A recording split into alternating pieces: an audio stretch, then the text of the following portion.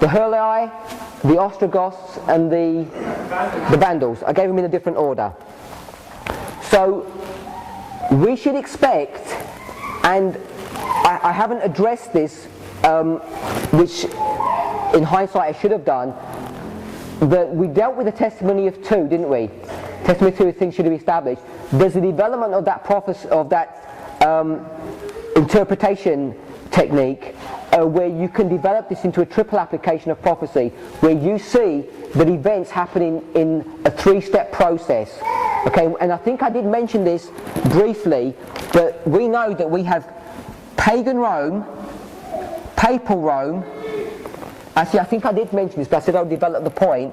And we have papal Rome coming up the second time. This is after 1798, or after the deadly wound.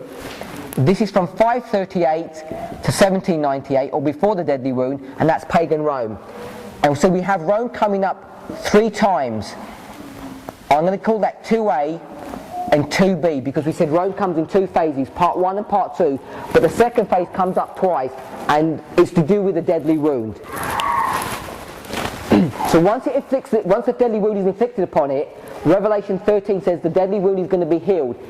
The papacy is going to be resurrected, and we dealt with that briefly when we said that in Revelation 17 you have the 8th head. Someone asked about the 8th head. That's the resurrection of the papacy in the future. Okay? That's the 3 phases, 1, 2 and 3. So we know upon the testimony of two things is established, if pagan Rome had to take down 3 geographies, papal Rome had to take down 3 geographies, we should expect that when papal Rome comes onto the scene of history again, they should take down 3 territories. Okay? And if you look at the territories that we've spoken about so far, they're going to be taking down the USSR, which was geography. We should be expecting, we know that they're going to take down the world because there's going to be a worldwide Sunday law, that's geography. So when it comes to the glorious land, that again is geography, it's not dealing with a church.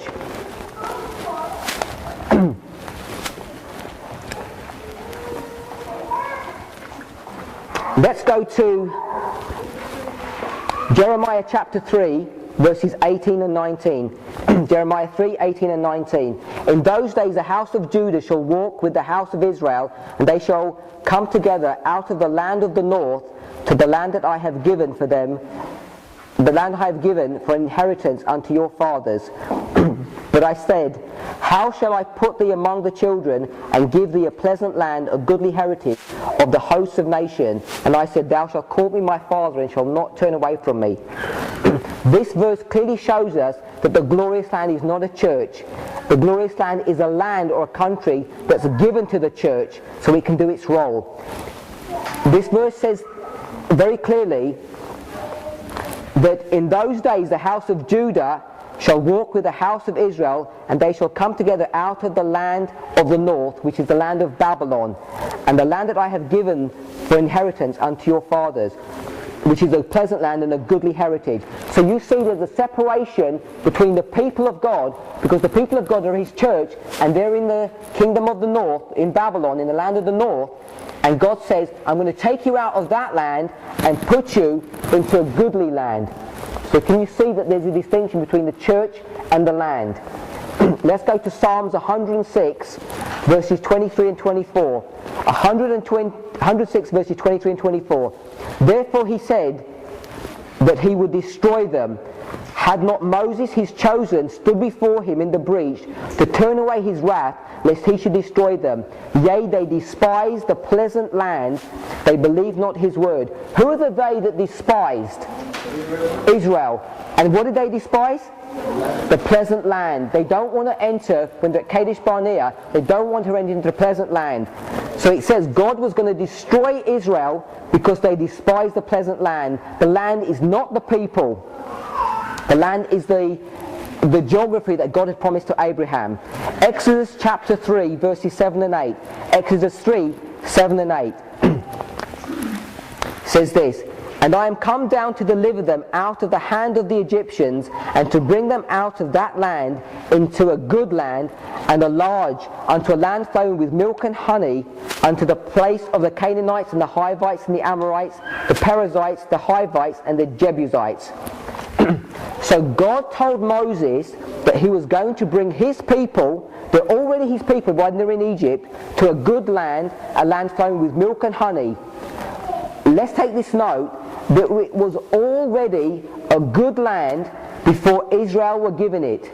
In fact, it was in the hands of the Canaanites who, are idol worshippers. So this land is a good land or a glorious land, and it's already glorious or good before the church even enters into the land. Can everybody see that?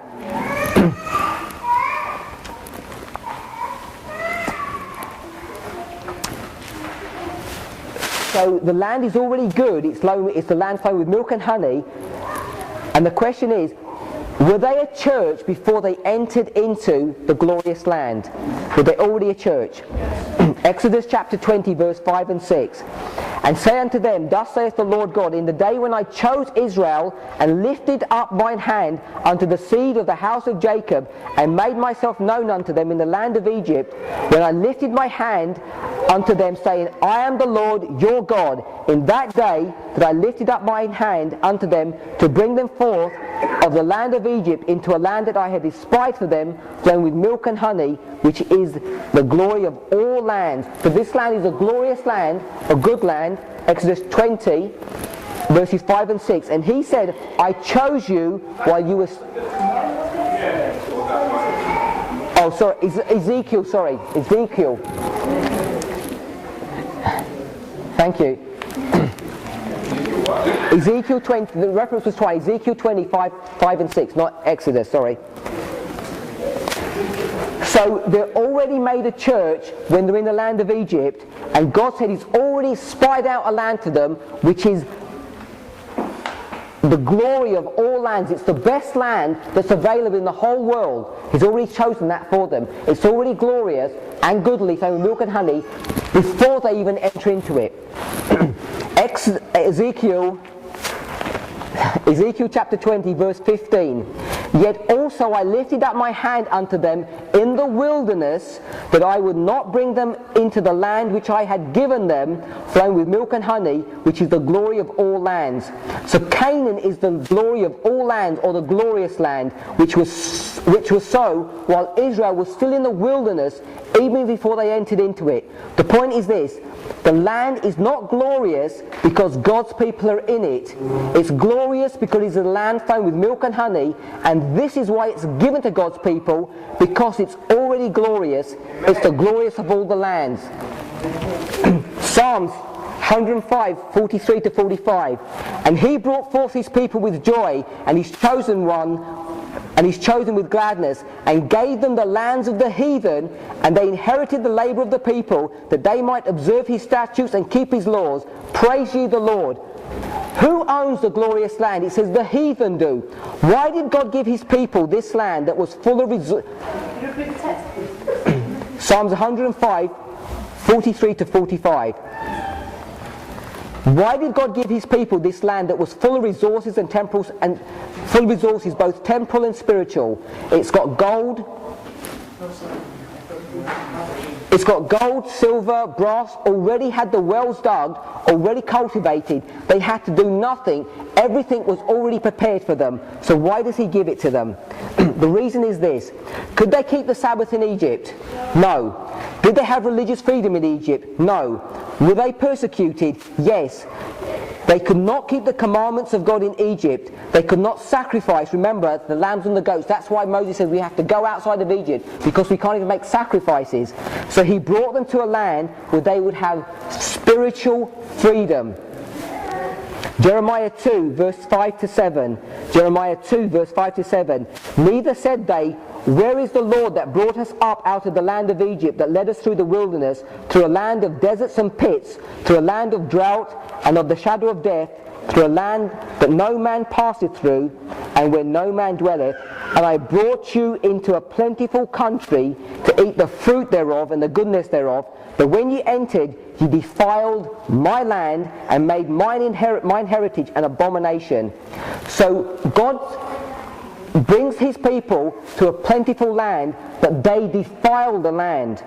So the glorious land is a land flowing with milk and honey. It's a plentiful country, a country where they could worship God in accordance to the dictates of their consciences, which was the glory of the whole earth, but was rich in natural resources. Jeremiah 2:5-7.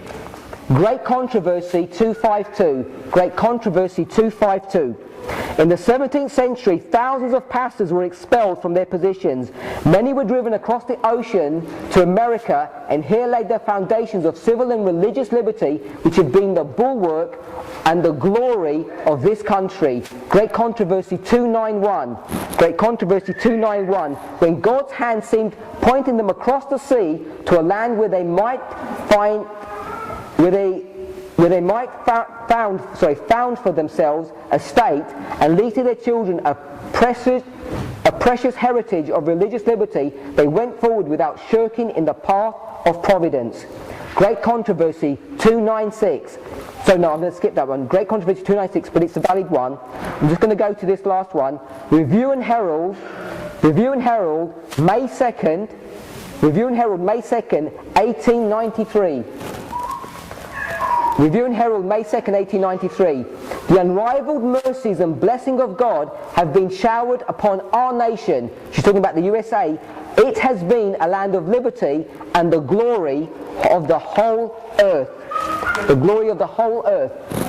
There's a whole prophetic study of how God's people go from Israel and enter into the United States. Keepers of the Flame does that. I think Manjit's done a presentation. I don't know if it's on one of his DVDs, but there's a presentation. There's a clear line of prophetic movement where you can show how God's people moved from Israel into the United States. Acts 7. Let me ask this question. Do God's people have to be in the glorious land to be a church? No, they don't. They're a church whether they're in the glorious land or whether they're not. We've already seen clear historical evidence for that from the scriptures. The land is a separate thing from the church. The land is glorious not because the church is in it, but because it serves a prophetic purpose. Did they become a church after they entered the glorious land? No. While they were in Mount Sinai, they were not in the glorious land, but they were already a church when they're at Mount Sinai. So we know that the glorious land is not the church. The glorious holy mountain is the church. There's a distinction between the two. And just last point, just to tie that up, Acts 7, 37-38. Acts chapter 7, 37-38. It says this: this is he that was in, talking about Moses, this was he that was in the church in the wilderness with the angel which spake to him in Mount Sinai, and with the fathers who received lively oracles. Another simple logic. Revelation chapter 12. Where is the woman? In the wilderness. She doesn't have a land. She's in the wilderness state. And that's the exact same idea that's given in this verse here, the church in the wilderness. In the time of Israel, they start off in Egypt, go into the wilderness, then they go into the promised land. Before 1798, they're locked under the they're locked in Egypt. I'm going to use that idea that they're locked into the world. No, I won't use that idea. I don't want to confuse you. Let me just bring up another argument. Where are we headed today? Where do we want to go to? We want to go to heaven, the heavenly Canaan. Where is the church of God? On earth. Where is Canaan, or the promised land? In heaven. You can clearly see that even from that basic understanding, the church is not the land. So when he says the papacy enters the glorious land, he's not talking about it entering the church, whatever church you want to make it. Whether you want to make it the Seventh-day Adventist church or Protestantism, it won't work. I'll show you another reason why it won't work. We have 1798, and I'm going to put 1989, and we have 40B, and we've got 1989. Can you see that first you get this stage and then you get this stage? 1798, 1989. He says the papacy enters the glorious land. We're in verse 41 here, where we see the glorious land.